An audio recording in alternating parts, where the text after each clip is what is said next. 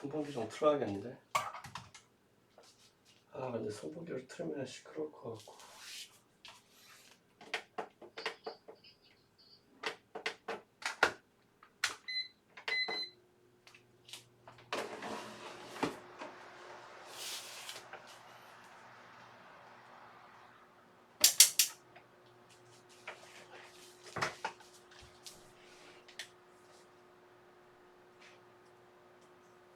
감도를 좀 낮춰볼까?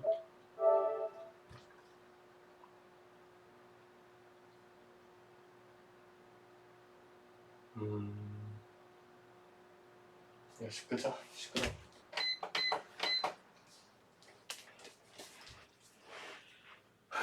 더워도 참아야지.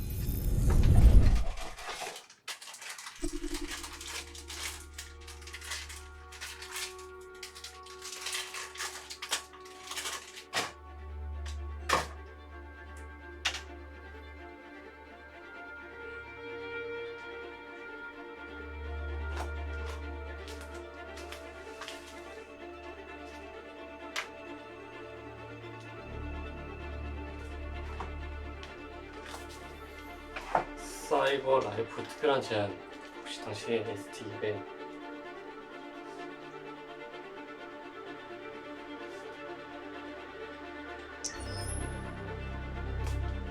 Hello. Welcome to the Detroit experience. I'm an android and I'll be your hostess.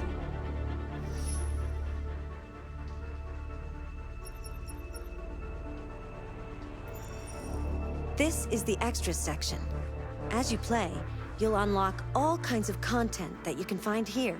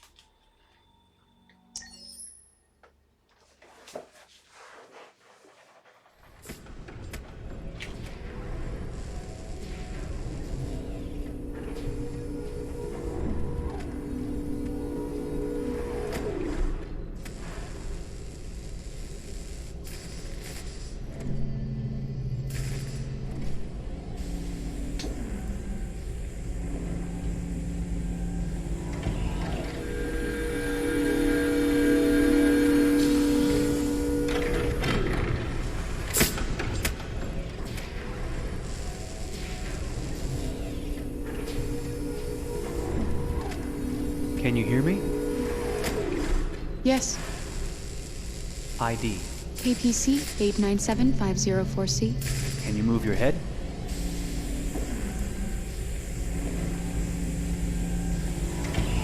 Your eyes now.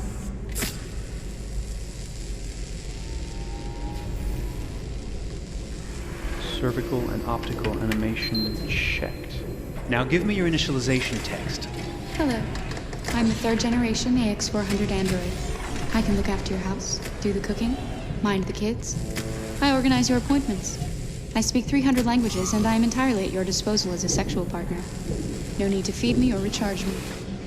I'm equipped with a quantic battery that makes me autonomous for 173 years. Do you want to give me a name? Yeah. From now on, your name is Kara. My name is Kara. Initialization and memorization checked. Now, can you move your arms?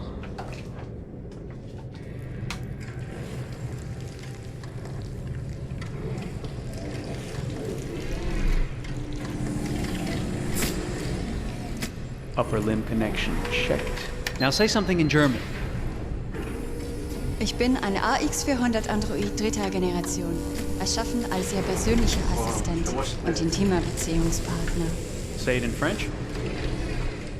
Je suis un androïde de troisième génération AX400, conçu pour être votre assistante personnelle et votre partenaire intime. Okay, now sing something in Japanese.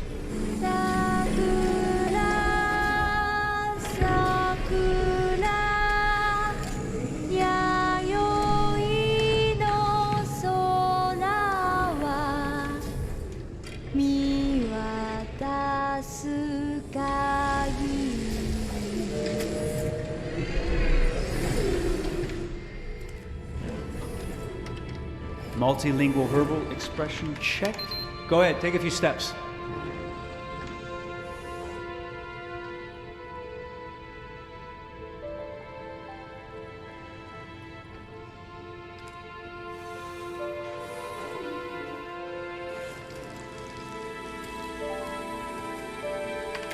Locomotion checked. Great, you're ready for work, honey. What's going to happen to me now? I'll reinitialize you and send you to a store to be sold. Sold? I'm a sort of merchandise. Is that right? Yeah, of course you're merchandise, baby. I mean, you're a computer with arms and legs and capable of doing all sorts of things. And you're worth a fortune. Oh, I see. I thought... You thought? What did you think? I thought... I was alive. Shit, what is this crap? That's not part of the protocol. More memory components going off the rails. Okay, recording. Defective model. Disassemble and check the required components.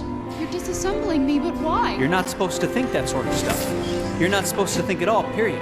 You must have a defective piece or a software problem somewhere. No, I feel perfectly fine, I assure you. Everything is all right. I answered all the tests correctly, didn't I? Yeah, but your behavior is non-standard. Please, I'm begging you, please don't disassemble me. I'm sorry, honey, but defective models have to be eliminated. That's my job.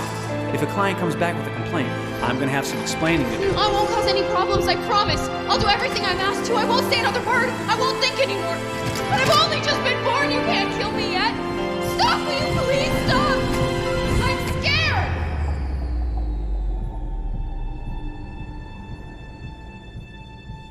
I want to live. I'm begging you.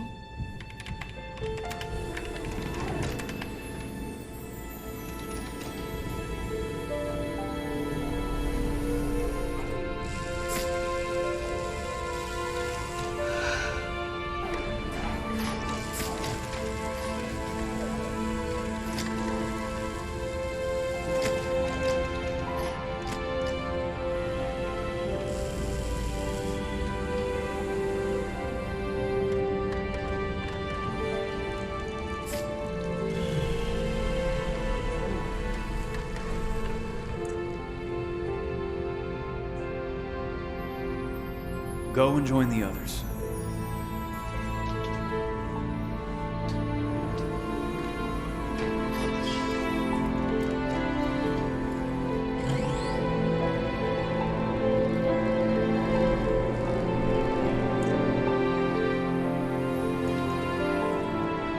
Stay in line, okay? I don't want any trouble. Thanks.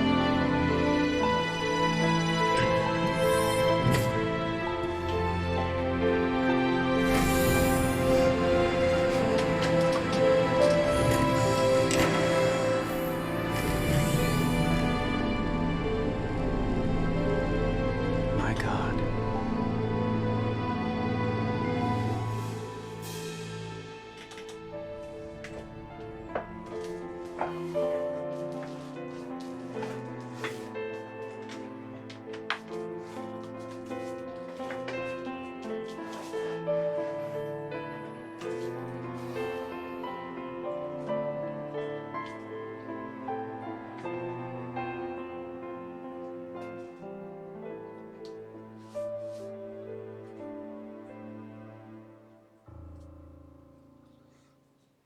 와, 멋있다.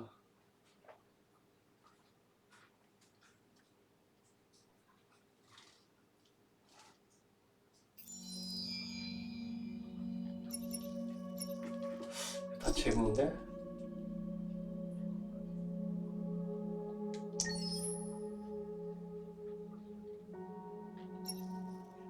아, 이 단편 영상은 2018년도에 공개된 거구나.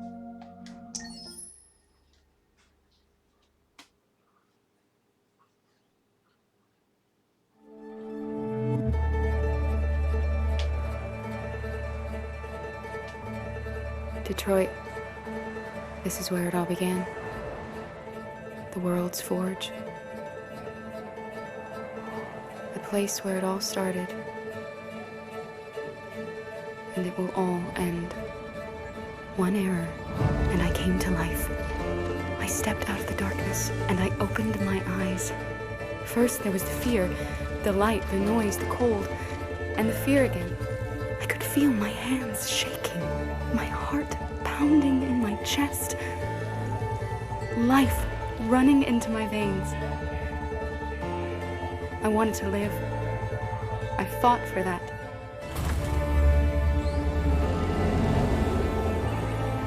I had to find out what was outside. I had to see daylight, feel sunshine on my skin, wind on my face, to see the world, the colors, the smells.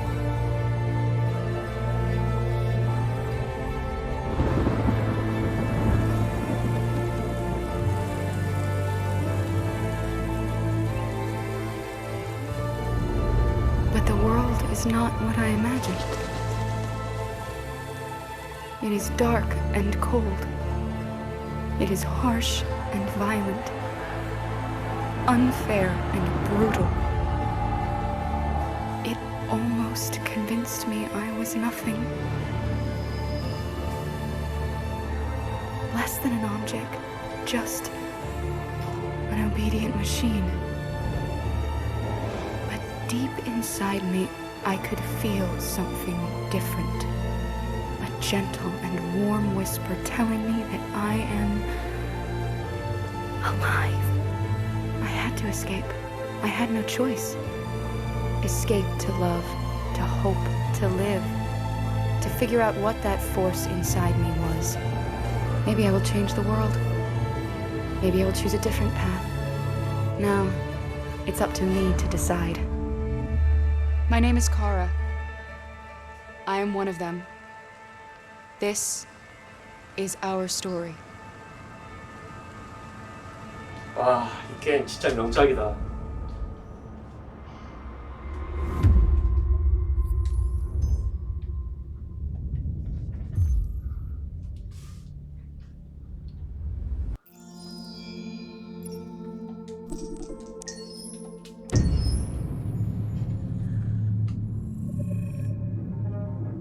When David and Guillaume got back in touch about making Detroit, I wasn't terribly surprised they decided to make it because the fan response was so intense. So it makes sense that they would choose to do that after the enthusiasm. It was a challenge, and it was just an interesting thing to get my head around how to approach this character now as a different, much older person, and whether or not she had changed. And I'm very happy to say that with Detroit, I've had the opportunity to see Kara grow so much more than I ever expected. You do the housework, the washing, you cook the meals, and you take care of... God damn it, where the fuck's the rat gone now? Alice! Alice! I mean, she starts out essentially how she does in Kara in a very, not robotic, but, you know, android, other way, and getting to take this journey where she becomes more and more human as it goes on. You know, and as an actor, that's a wonderful exploration in every way, whether it's how she sits, her posture, how her voice changes, how emotions change, and how much emotion is based on things like empathy and social experience. And so having, you know, as much material as I got with David to have this huge, nuanced arc was really incredible. Why couldn't we just be happy? This experience has been quite different than the experiences I've had shooting film or TV or doing theater work. I have 83 dots on my face, and I'm really really flattering black wetsuit type thing, and you're jumping around with props, and it's kind of like being a 10-year-old imaginative kid, which is fun. There's 80 cameras around us. It's already lit. So we just shoot and shoot and shoot and shoot and shoot. There's no change of sets, there's no hair and makeup, there's no wardrobe, so we move really fast, and we'll go through about 35 pages in a day. Working in TV or film, we'll probably do 6 pages a day. It's kind of acting boot camp. It's like working out constantly. I mean, you're doing this thing, and then you got to do something that's completely other back to back to back. And so that kind of process of working is very challenging, but it's also very exciting because you just have to keep coming up with new ideas, and your head goes all over the place because you're trying to keep track of basically 4 different storylines for each different response. You shot that girl, for fuck's sake. It was a machine that looked like a girl. Yeah, I know what I should have done. I just told you I couldn't. All right, I'm sorry. The fact that David Cade, he's telling like many stories interwoven from beginning to end is super complicated and super impressive, and I have no idea how he keeps it all in his head. He's not just the writer or the director who's seeing this from the outside eye, he's also thinking about the player walking through this space. You know, only somebody who really, really loves not the work, but like these characters and these stories and cares about doing something meaningful would invest that much in it. And it's always inspiring to work with somebody who cares that much. My experience with motion capture is this one. And I found it sort of terrifying in a way, because they said the computer's gonna build you. But then, as we got into it, I realized all the elements of it were still artistic. I just dipped into a really brilliant setup here. I've never seen anything like it. And this won't turn me into a product because I was playing a character. So, it's wonderful. In the game, Detroit comes back because of a revolutionary industrial rebirth. And there's no reason why that can't happen in Detroit, because they have such tremendous infrastructure for millions and millions of people who can very easily support, you know, a new industry. The city is really strong and resilient, but the city has also been through so much. You see the damage. But it takes that time of kind of rebuilding and reinvesting into the city that I think is happening slowly but surely. The potential of Detroit as a city is something that this game does a lot of justice to, because it would be easy to look at Detroit as some place that used to be, and that's not the case. This game provokes a lot of conversation and reflection on our potential near future engagement with machines. That's what we are to them. There's merchandise on display in a shop window. I think that a group that feels marginalized, feels like they deserve and have earned access to themselves and the environment around them, and are trying to figure out a way to articulate how to get freedom. What was I designed to be? Their slave? Their toy? It plays with your comfort levels. You think that this is fine, you're comfortable with it, until something blurs the line and throws you off, and now, do I feel differently about whether this should be allowed? Should it be banned? Should it be encouraged? You're gonna ruin our lives, and for what? For a bunch of machines? They are not machines! They are alive! I'm alive! You're alive! They're nothing! There are lots of comparable comparisons to any type of persecution of religion, race, etc., dating way back. It can't just be a video game where you shoot 'em up or where people make these choices to do whatever. I think that's the whole point. You have the choice, and you can either choose to go in one direction with your character or another. And I think that's going to be very telling about the gamer. Very telling. I think there's going to be a really strong reaction to this game, which has such a strong perspective. I'm that much more proud of it now to get to be a part of it, because it's important. In this game, you're actively building and designing the character through not just what kind of shield does he have or what color hair does she have, but like their temperament and the way they deal with problems. The different endings to this game are so radically different based off maybe seemingly insignificant choices in the moment, but like life, they all add up. And can't play life again, though.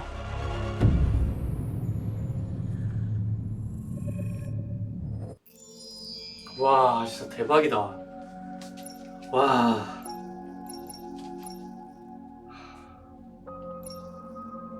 상호작용 이야기?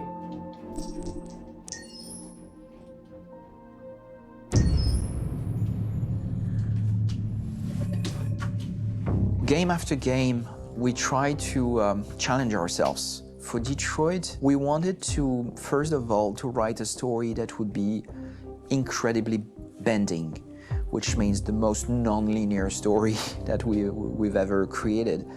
And we wanted really the player to have the possibility to change the story, change his own journey. When you're writing at Quantic, you're writing for an interactive medium. You know, when you're working in television, you'll put a character in a difficult situation, and you as a writing team will argue about what would that character do. But ultimately, you have to decide what happens, and you just show the audience. What's interesting about interactive drama is you bring the player into that conversation, and it changes your job slightly as a writer, because your job is to provide a narrative context in which the player can write his own story. You're giving him this kind of narrative Lego that he's going to snap together into his own shape. You also have the ability to make your audience attach themselves to your characters, because the audience is in some sense responsible for what happens to the characters. It's just a few cans. Come on, let's go. We have some cash now. You used me to steal that money. How could you do that? I trusted you. What is a bit specific about these scripts is how large they are. If you take a film script, there are about 100 pages. But here we have to deal with a script that is between 4,000 and 5,000 pages. Everything becomes bigger because we don't just tell one story, but we tell all the possible stories that can be told within this narrative space. On Act 3, our final act, we have around 1,000 different scenarios. And every one of those scenarios has to be as interesting, as passionate, as strong, and as emotional for the player. We want every action that the player does, every interaction that is available to serve in telling the story, and help the player understand who his character is, and build that character moment to moment.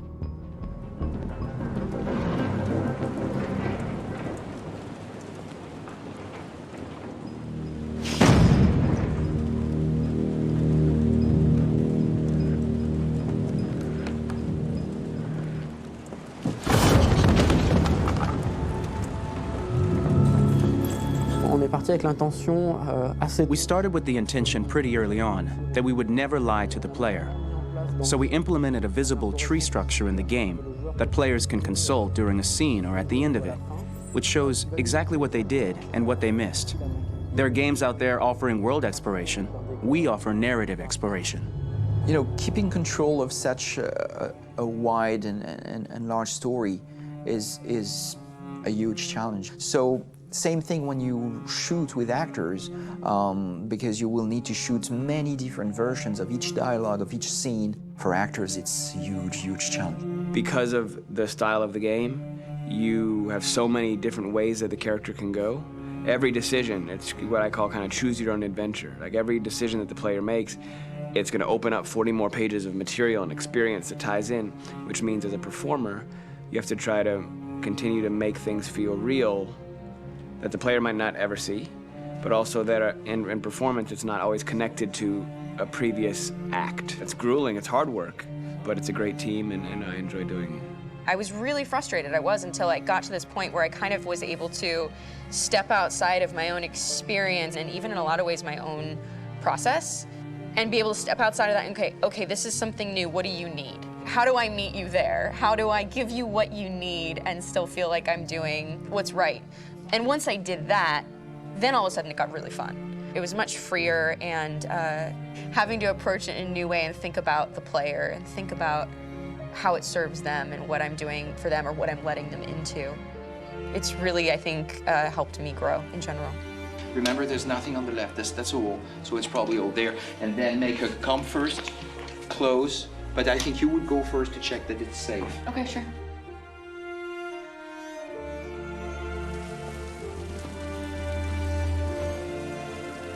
The most enjoyable thing about working in performance capture on this kind of project is that if I shot a film, I would get to do one of these endings. I get to do so many different things as Connor. Your head goes all over the place because you're trying to keep track of basically 4 different storylines for each different response. What's the name of my dog? Buddy? Scout. I think it's Jack. I can't remember. So I worked with physicality a lot because it was a good way to anchor myself in these different rings of the tree. As the story grows out, I know where that is physically in my body, and then I can switch more continually on set, and it'll be entirely up to the player to determine what order those things come out and what they look like from a distance. Like if you're playing through it, the culmination of all of that will be their version of Connor. I'm faster than you, and I don't feel pain. You don't stand a chance against me. Listen, asshole. If it was up to me, I'd throw the lot of you in a dumpster and light a match to it. Tourner les scènes d'action à... Shooting action scenes at Quantic Dream is a real challenge, because these are scenes where the storytelling has to continue. It's not an action scene just to have a dose of adrenaline. The stunts have huge consequences on the rest of the story. It's really a moment where we implicate the player and tell him that the choices he makes during an action scene will have a direct impact on the evolution of his story. Mon plus grand défi sur Détroit aurait... My biggest challenge on Detroit has been managing the large number of animations that we received from motion capture. Detroit features more than 37,000 animations, which is a huge amount to handle on a daily basis. Donc il faut prendre conscience que... You have to realize that the player, in his first playthrough, will miss certain scenes. This also means that we had to think of, conceive, and produce all the potential story paths. The characters' costumes, the places, day or night, the weather. Did the character get shot in the shoulder? Did he get injured? All this consistency forced us to produce a lot of graphic assets in order to, quite simply, allow the player to have true continuity throughout the story. Honestly, we were even surprised by the challenges that come with such a big tree structure. And we did our best to guarantee quality across all the game and make sure that whatever path you choose within this narrative space, you will have an equally good experience.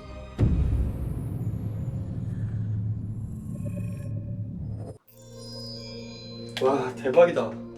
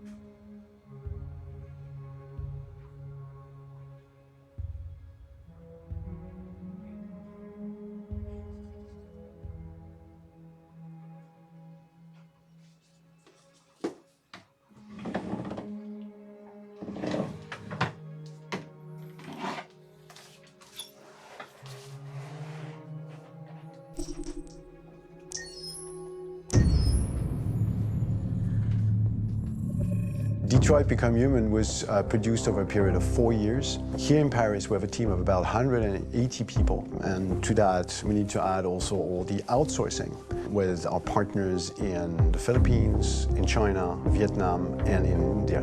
So when we started working on this story, I had to imagine where Kara was built.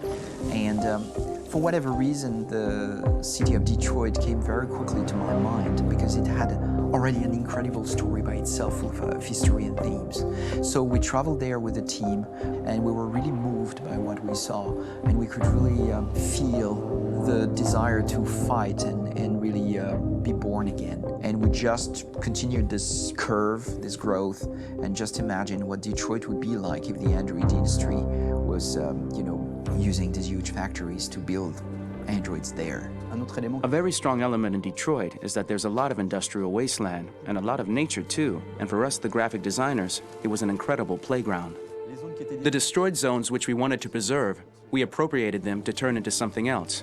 Then in the areas that needed to be rebuilt, we were able to imagine our Detroit of the future.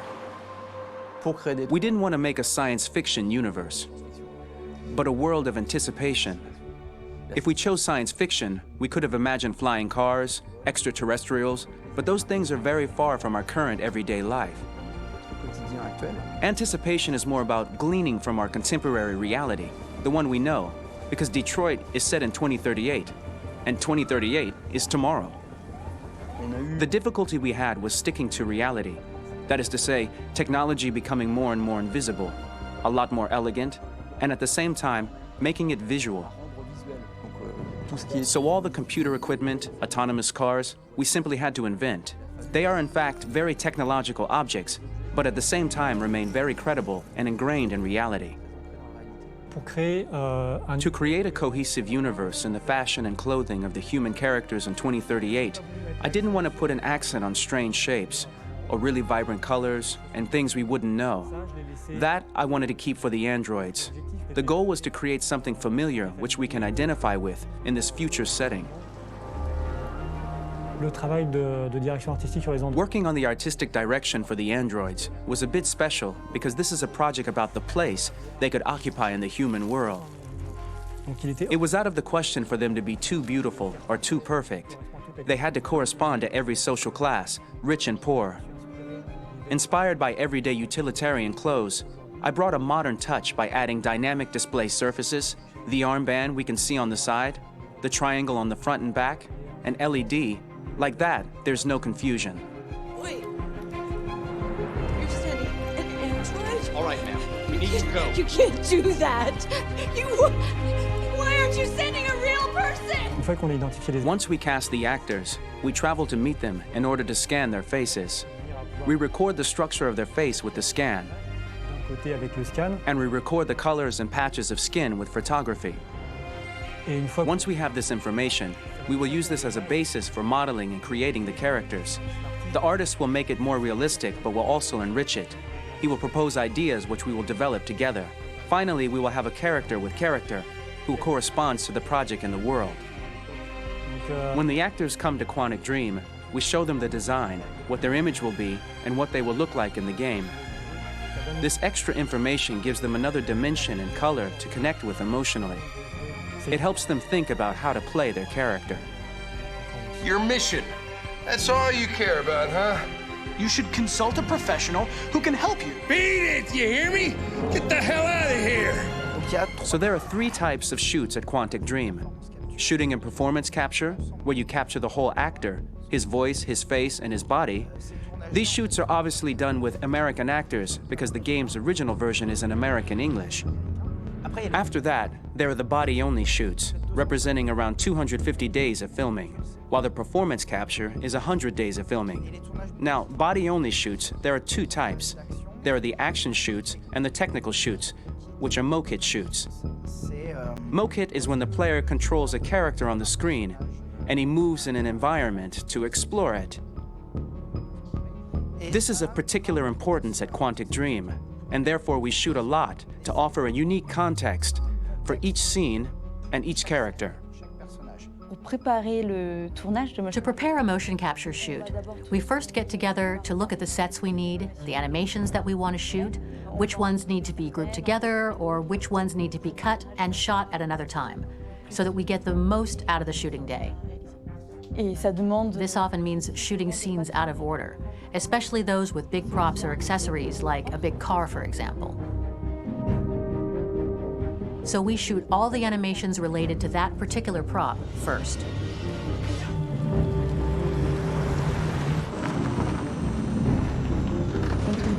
The biggest challenge for the mocap team was shooting a Spider-Man mokit. We had to build a wall and attach an actor to a harness with cables so we could pull him up and render him climbing.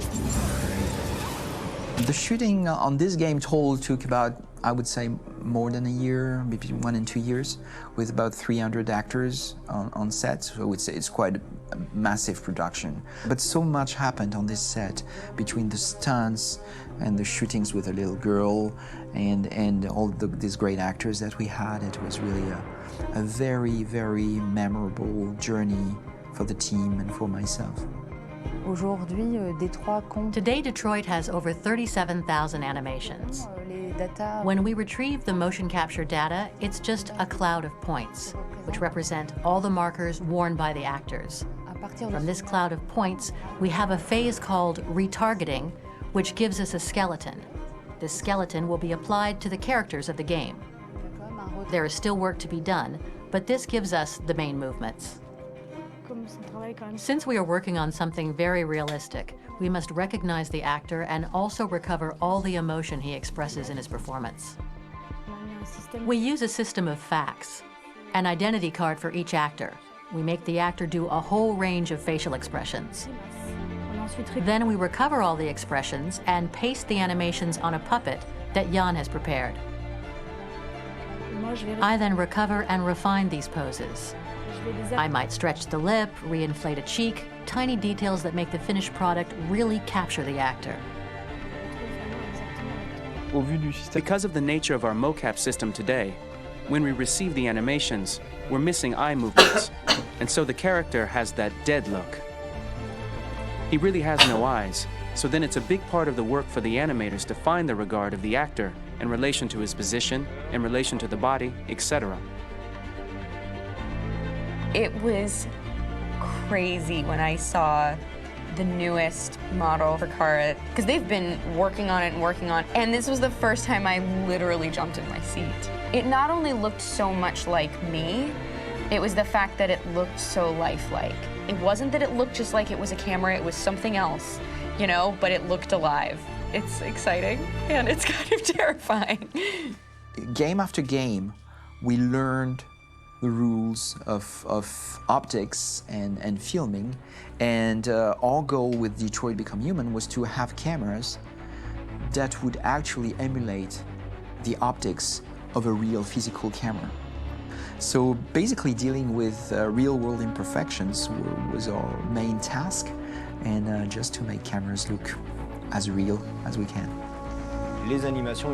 Once the animations are shot and processed by the animation department, integrated and polished, we film them. That is to say, we really do a mise en scène, as in cinema. The real difficulty of our job is to know if these cameras are telling us something. Are they in the emotion of the scene? Do they describe exactly what the action must convey, what must be felt? The most important challenge for me was one of the final scenes where Marcus decides to start the revolution and go to the battlefield. Very quickly, we imagined this to be a huge sequence shot.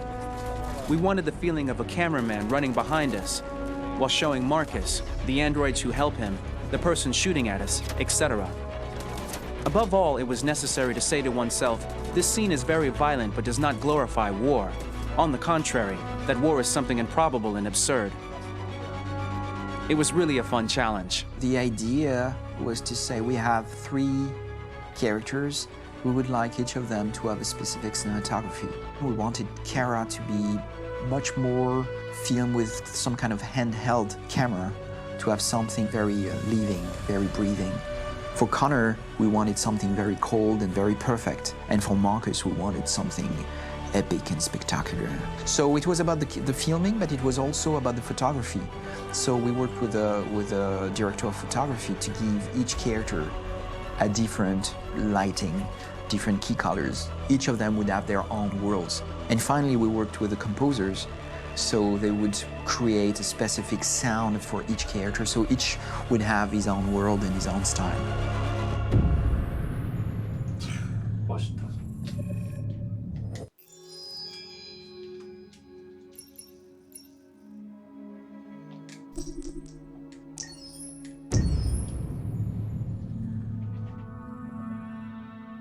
Pour la bande originale du jeu, on a essayé d'être For the soundtrack of the game, we tried to be very close to what is done in film.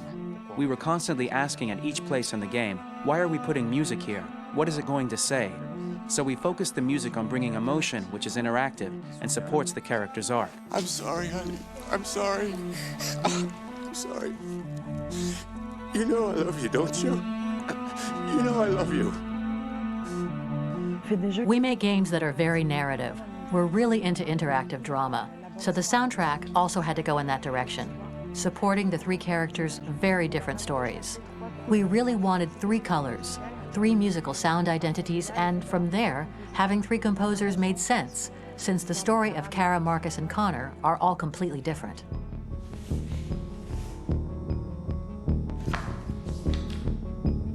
You recognize him?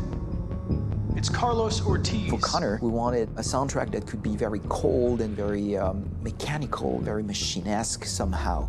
For Kara, we wanted a soundtrack that would be very moving and emotional. It was about the quest for identity, but it was also a journey about love and empathy. And for Marcus, we wanted something epic, something that would really represent the grand aspect of his quest. And we were very fortunate to find 3 incredibly talented composers, and working with them has been a dream, honestly.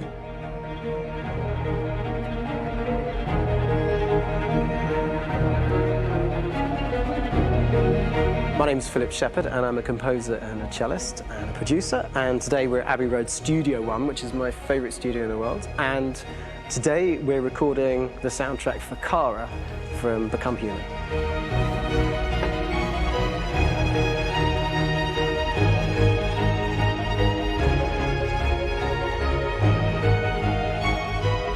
So when I compose a big project, I often travel just to kind of get out, and get some fresh air and some inspiration. And I go hiking and traveling in Montana a lot. I had a log fire in the room that I was staying in, and the flames were kind of making absolutely direct music. And it became the basis for Kara's theme, and it sounds something like this.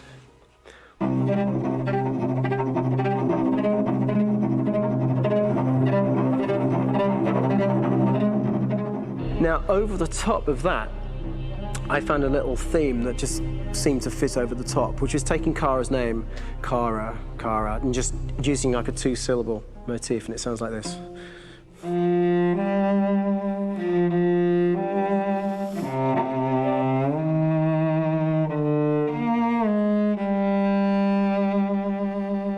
going to pull through this, Alice.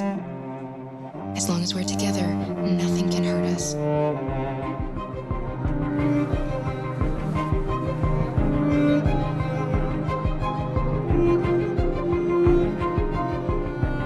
And all the time that's fitting over.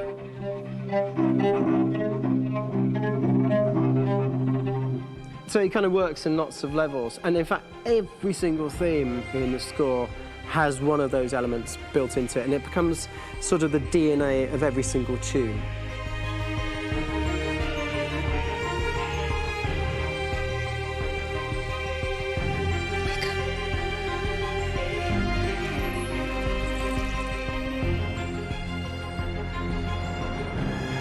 For me, writing this theme for Kara, I actually had to tap into what it feels like to be a father to daughters. I really had to tap into everything I feel about my daughters and thinking, well, if I had to write music for them and that sense of trying to protect them but also give them the freedom, that's totally where it came from. Because each composer has been given the sort of narrative responsibility for very different characters, I haven't had to sort of go into other styles. I can actually be very loyal to this particular character and sort of hopefully encapsulate her. But it means also I've suddenly become very connected to this character. And if for some reason it goes to game over early, I'm going to be mortified, you know? They're over there! Starting a new project, for me personally, it's always finding the right tone, finding the right color, I like to call it. For me, it's finding that right texture that actually sits against picture really well. One of the biggest things is I created custom instruments for Connor.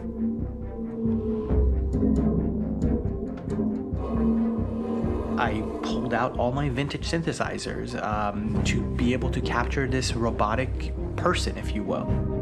My approach to all of these custom instruments is that I hear the sound in my head. And either I could just come into the piano and just be like, all right, so I'm gonna just get on the computer and just create it. I rather be able to play these instruments physically. Oh, that's nice. If you can do that.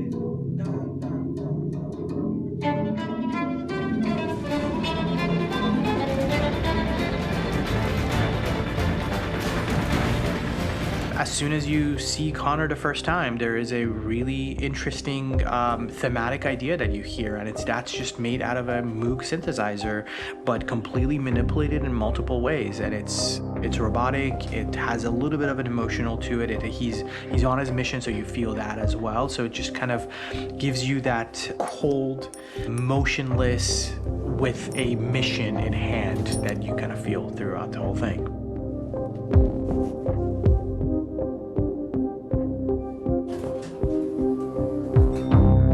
Because the music evolved, one of the things that I was very weary and I was very kind of focused on was the way that the music has to evolve. So my idea behind it was that Connor is a singular android that could at any point become a deviant or could actually stay as an android. So I created a more or less an Connor theme, and then I was able to just manipulate it in different aspects of it. Is everything okay, Lieutenant? Chris was on patrol last night. He was attacked by a bunch of deviants. I'm a human being writing for a robot, and throughout Connor's journey, he meets someone, he meets a partner. So how do you deal with a robot feeling? And I've met a partner that I'm gonna work with, or all of a sudden he sees a dead body. Does this robot have an imagination? Does this robot have a feeling? And if yes, how do you translate that into non-emotional music? So it basically at any point I was just like, I can't do this, and then I just do it. Property was damaged and fires continue to rage in several major districts across the city. Some people are asking, have androids become a threat to our security? When I first started really digging in on Marcus, the one thing that I really tried to capture was the transformation process. You know, Marcus is this android that evolves over the course of the game and really goes from kind of figuring out that he's more than just an android. You know, he's starting to develop kind of a human soul in a way. Try to imagine something that doesn't exist, something you've never seen. Now concentrate on how it makes you feel and let your hand drift across the canvas. The other side of Marcus that I really latched onto was that he almost became a savior for a lot of the other androids in the game. So when I started developing the theme for Marcus, I really made it like a church hymn.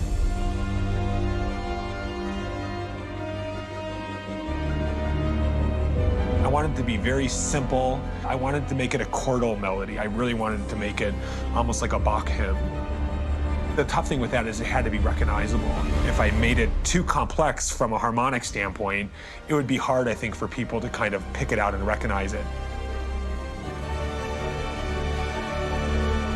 It's very acoustic derived, but it's also been treated with a lot of effects and things to kind of put it into the space that I felt the sound should be in. It can be beautiful, it can be haunting, it can be extremely powerful from an action standpoint, and I'm really happy with the way it turned out. The music is there, but it's subliminal and it's emotional, and people are feeling it, and it's not distracting. And that's tricky with a game like this, where you have to have a lot of ins and outs like that, where the music kind of has to get in and out of these moments. This is a war we're fighting with the humans. If we fail, they'll destroy us. I think the game's been put together so well where I just wanted to make sure that I wasn't ruining the emotion.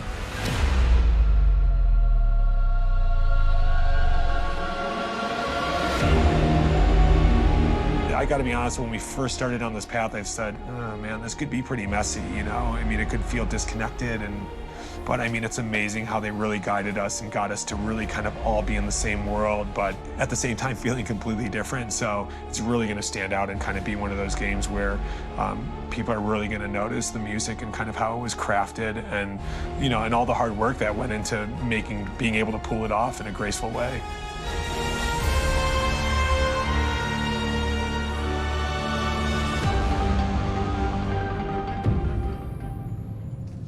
와, 진짜 멋있다.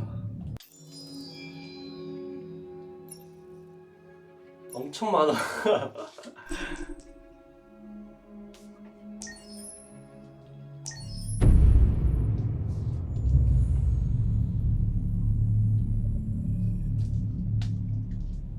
For starters, what should I call you?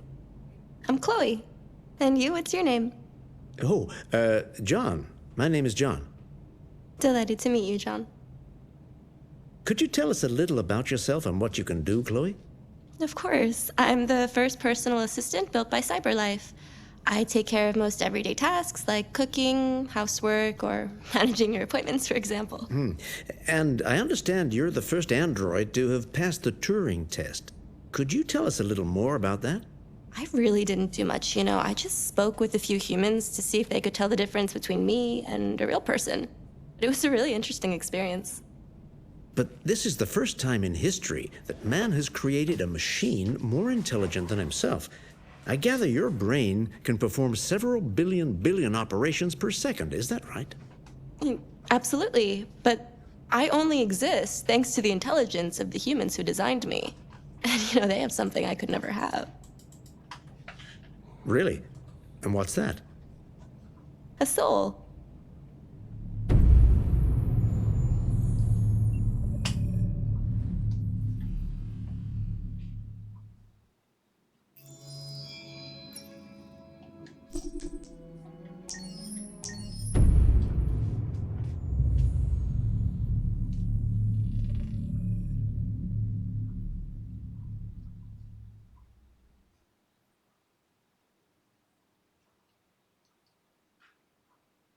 와, 멋있다. Hold on just a little while longer. Hold on just a little while longer. Hold on just a little while longer. Everything will be alright. Everything will be alright. Fight on just a little while longer. Fight on just a little while longer. Fight on just a little while longer. Everything will be alright. Everything will be alright. We will sing on just a little while longer. Sing on just a little while longer. Sing on just a little while longer. Everything will be alright.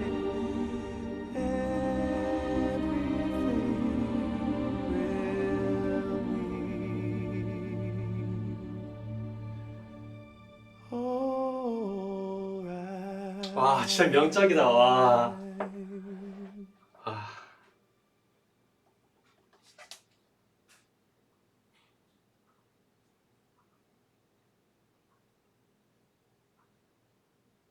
잘 만들었다.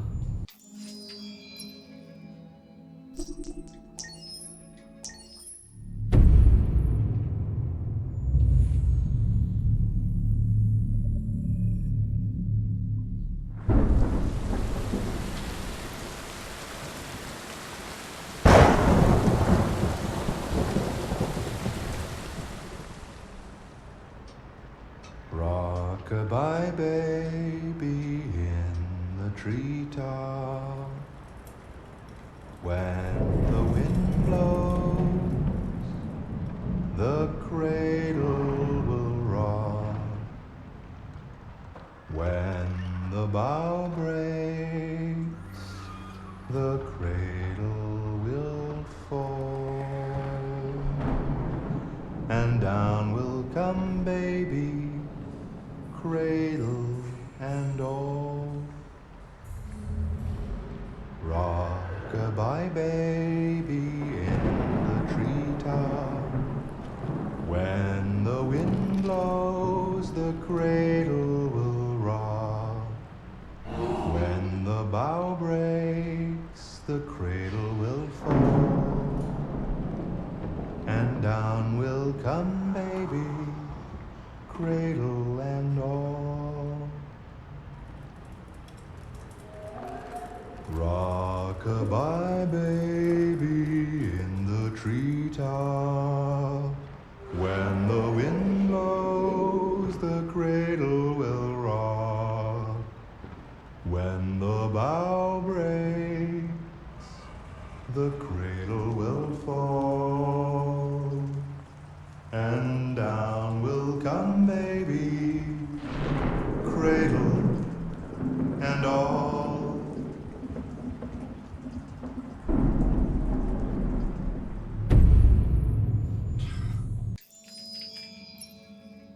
마지막인가?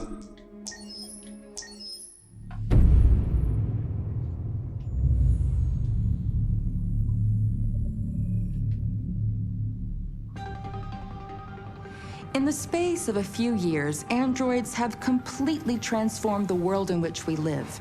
By letting androids into our homes and factories, the CyberLife company has made them everyday technology. The founder of CyberLife, Elijah Kamsky, is a very discreet man.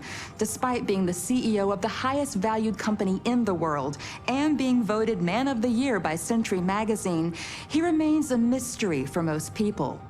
That's why we at KNC are so excited to be here as CyberLife opens its doors for the first time. Elijah Kamsky, could you please tell us where we are? Certainly, and welcome. We're currently in CyberLife's production center in Detroit, where all models are designed and manufactured. More than 10,000 androids come off the production line every day. Fascinating. Could you tell us what your goal was when you founded CyberLife? Well, I simply wanted to use technology to carry out all of our most annoying and repetitive tasks, so we'd have more time to enjoy life. I imagine you must have faced many challenges. Yes, there were technical challenges. But the hardest thing was to design an object that we would want to welcome into our homes. We had to imagine a machine in our own image that resembles us in every way, that moves, breathes, blinks like us, but yet is smarter and more capable than any human being. Let me show you around. We're here in Production Unit 4. Could you explain in a few words how the androids are made? Sure, yeah, it's very simple. We use machines to manufacture machines. The removable parts are assembled on a production line, and then we apply a synthetic skin to the whole body. A human operator checks the cognitive abilities with a pre-established protocol, and finally, the android is conditioned and sent out throughout the country. Here's the result. Say something.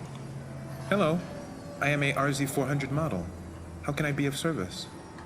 You can go now.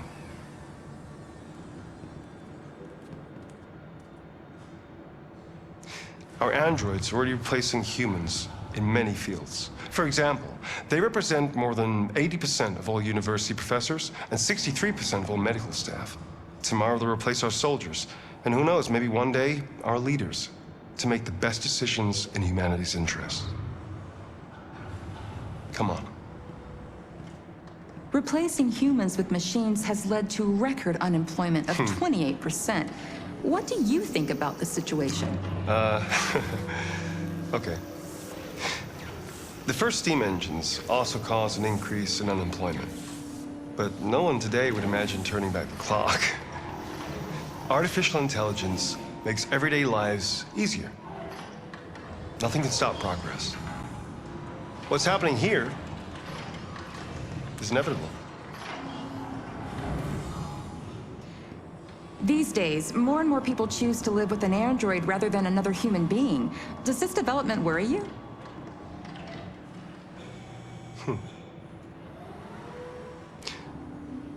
Everything's much easier with an android. They obey your orders without ever complaining. They can cook, discuss philosophy with you, have intimate relationships according to your desires. They never say no. Obviously, they are the perfect partner. Everyone deserves happiness. Why deprive yourself of so-called moral reasons when a machine can make you happy? Many science fiction books tell the story of how machines become more intelligent than us and end up confronting us.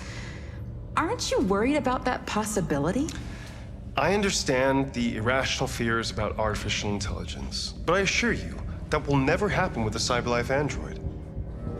They're designed to obey humans. They're machines. They can't ever develop any sort of desires or form of consciousness. Are you sure? I'm absolutely certain. You can trust me.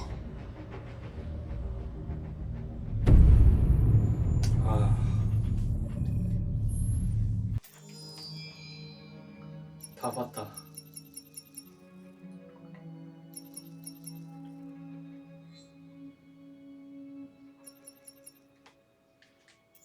Who's your favorite character in Detroit? 코다 카라. Was there a moment in Detroit that resonated with you personally? 다수. What was the toughest choice you faced in Detroit?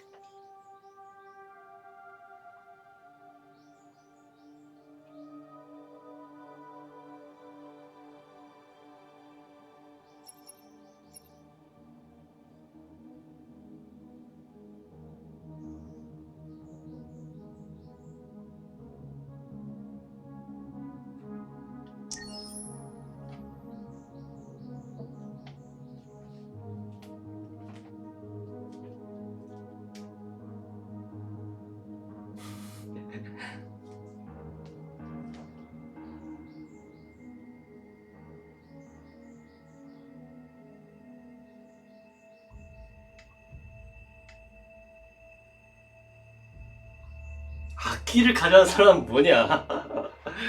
아.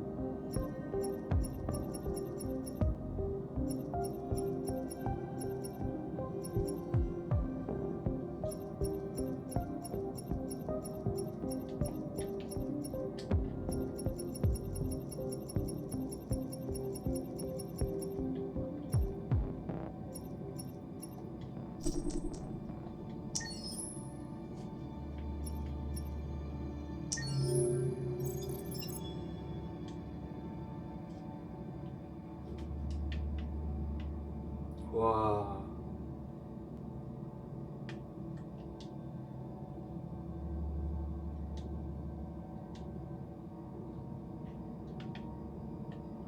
와.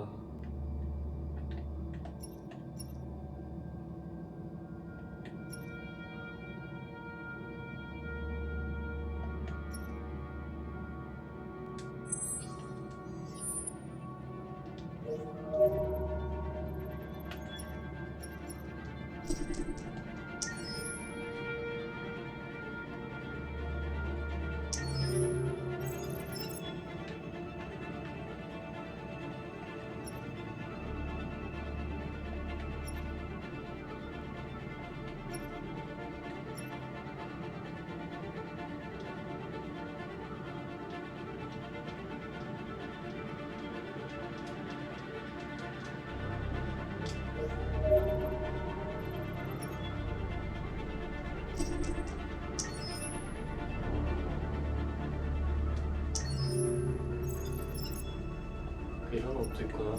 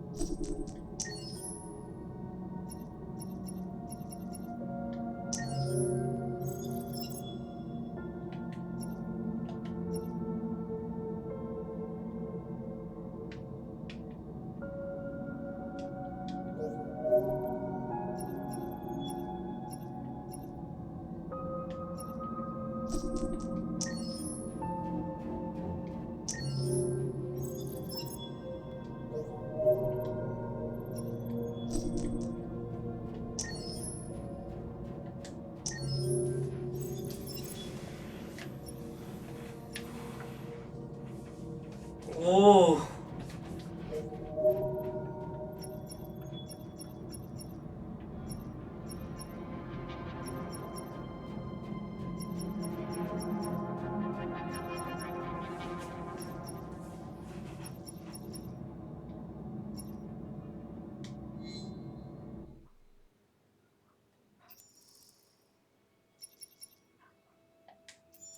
갤러리에서 뭐 할 수 있지?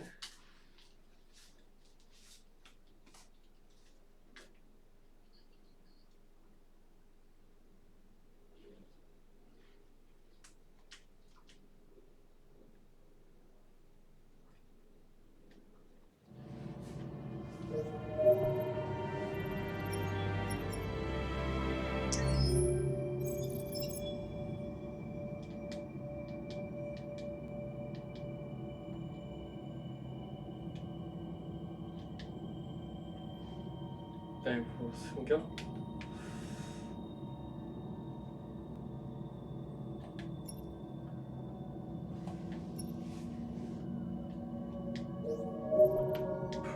디트로이트를 플레이하구나.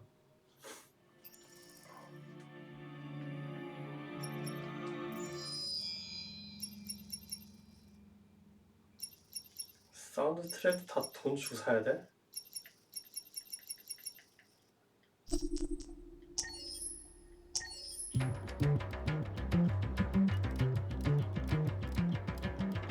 그냥 다운받게 해주면 안 돼?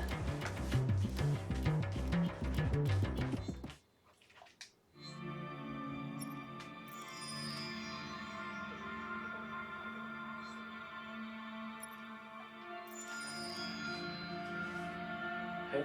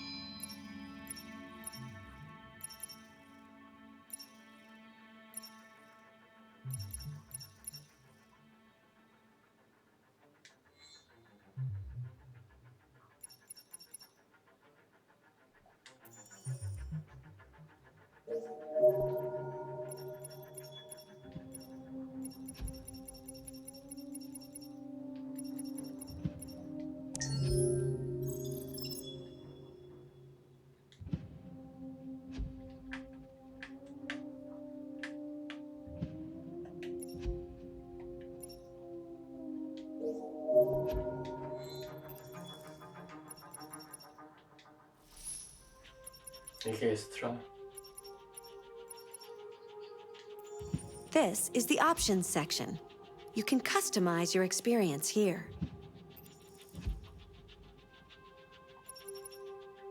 난이도 입문자지? 경험자. 오케이.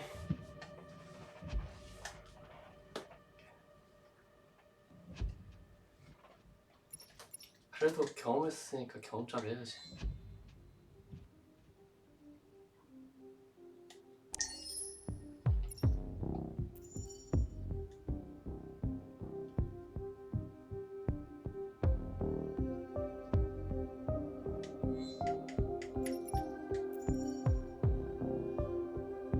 한국 음성도 있어? 아이, 영어네.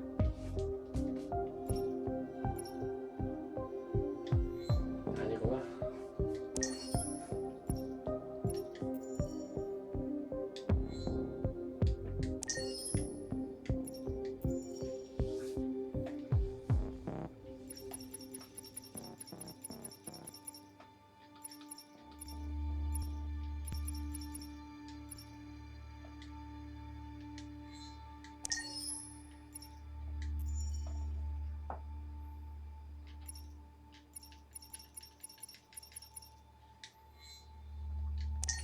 와, 이제 HDR 키 얼마나 화질이 좋을까?